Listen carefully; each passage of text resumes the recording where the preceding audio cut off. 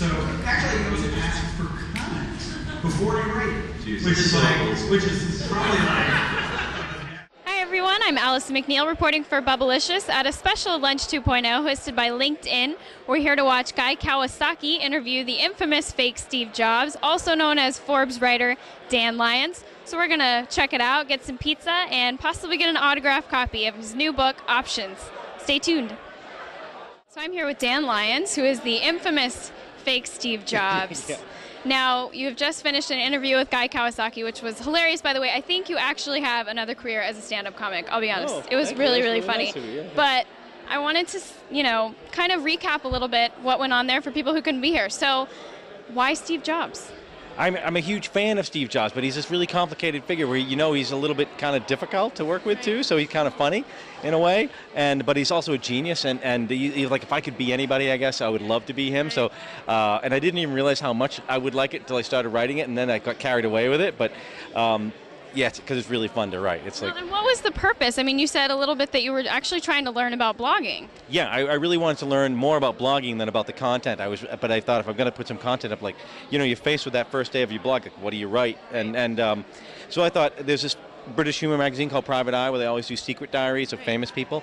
And I thought, well, blog's a diary? Aha, you could do a fake diary of somebody famous. And then I happened to really like Steve, and I don't know, it was like an accident, and I did it, yeah.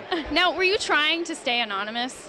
Or I not was, really? I really was, but I was not very good at cloaking myself, so a lot of people knew, my friends knew, and they all say they won't tell people, but they do, and Forbes knew because I had to tell them back in the wintertime, so it was getting around, but no, the book was supposed to come out anonymously, and then when this all happened in August, they had to add a little thing on the back jacket that has my name on it, but they still put it out as a book by Fake Steve, which is weird, but they Now, did. plug the book. Tell us about the book. So the book is it's 6 months in the life of Steve Jobs. It opens with him finding out that the SEC is, coming after him and coming after Apple over these options, these backdated options. And at the same time, he's trying to finish the iPhone. And it's just sort of 6 months in the life of Steve Jobs as he tries to elude the feds and finish a big project. And mayhem ensues, and sort of lots of random stuff on the side. But yeah, that's the gist of it. Yeah. Now, by day, you're a technology writer for Forbes. Now, do you get a little bored now writing for Forbes compared to the blog? Couldn't you say that? No, I love my job at Forbes, and it's wonderful. Well, I have a cool job at Forbes, too, because my job now is I'm the gadgets columnist at Forbes. Yeah, it's wicked. So you get, like, everything, right? And you almost get too much, because you get all the stuff that, like, doesn't work, or it's just not good, and they have to box it up and mail it back. You spend a lot of time at UPS, But it is cool. You get lots of, like, cool cutting-edge toys. And you got an iPhone, right? I had an iPhone. I had to give it back. I think it was mic'd, and, I'm sure they were recording everything. That's why I didn't use it much. No, it was great, and the iPhone's fantastic. But, no, I love toys. I have my house now. I have this Voodoo box for downloading movies off the internet. It's great. It's cool stuff. So, and it's, and the funny thing is that Forbes is now saying, you should write your column with a little bit of, not as rude as Fake Steve, but yeah, you can be funny, you can be lively, like we want to spice things up a bit. So it worked out well for you. It worked out well, yeah, it did. Now, yeah. I know you said you don't really have any idea about how long this will go on, but do you have any idea about how long you want it to go on? I just, there are a couple times where I thought, like, I'll run out of stuff to say. There's just nothing, and I wake up and, like, I have a day, I don't do anything. But then, like, and I think maybe it's over, and then the next day I wake up and, like, something happens, and I'm like, oh, dude, yeah, that's so good. I have to do that tomorrow, So I guess as long as ideas keep coming, I'll keep doing it. At some point, I guess I'll have to stop, but, you can't do it forever. But for now, it's really funny, and then maybe I can work it into some other way of covering tech or business in a funny way. Because I think there definitely is an audience for this kind of thing, for humor, like geek humor and business humor, and and nobody else is doing it. So maybe there's something there. I don't know. Now, my last question: do you have any advice for some copycat bloggers that are doing some fake blogs out there?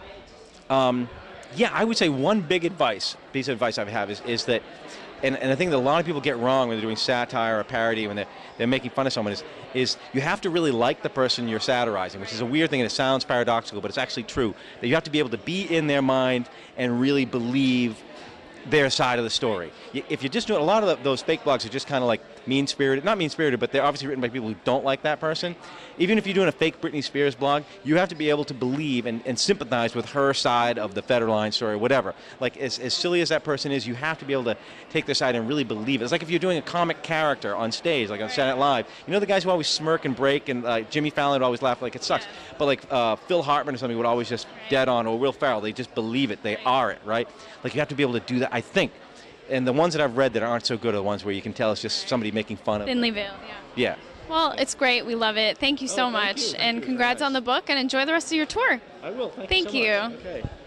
So I'm here with Guy Kawasaki, who just finished interviewing the infamous fake Steve Jobs. Now, what do you think? It was pretty funny. I think everyone liked it. I think it was great. I didn't really know him until this evening. He's definitely... He's a character. He is definitely a character. Now, how did you get roped into this? Kay over here, she sucked me into this. You know, she thought maybe 25 or 50 people would show up at the LinkedIn building to do this, and I said, no, you have to think bigger than that. Right. And you need to get a big place that can hold hundreds of people. And how many did we have? Over 300. Over 300, wow.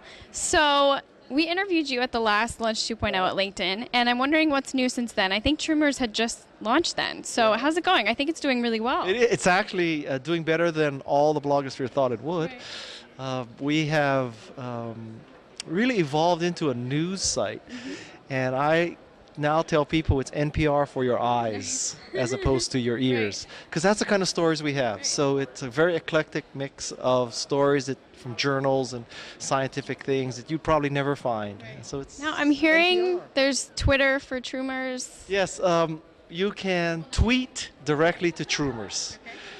Because someone named Chris Brogan asked that be possible, and lots of people. And you listen. And I listen, yeah, absolutely. You know me.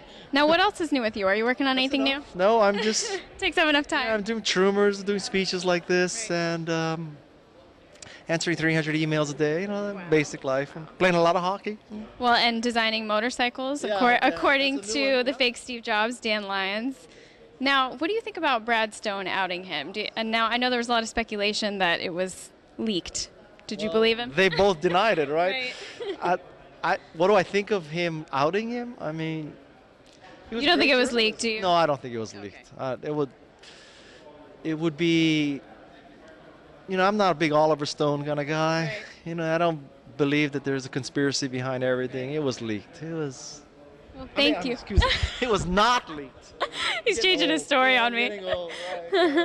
Well, you did a great job, and I know you're all talked out, so we'll keep this short and sweet. Thank you for stopping by, and good luck with Troomers. My pleasure. Thank you.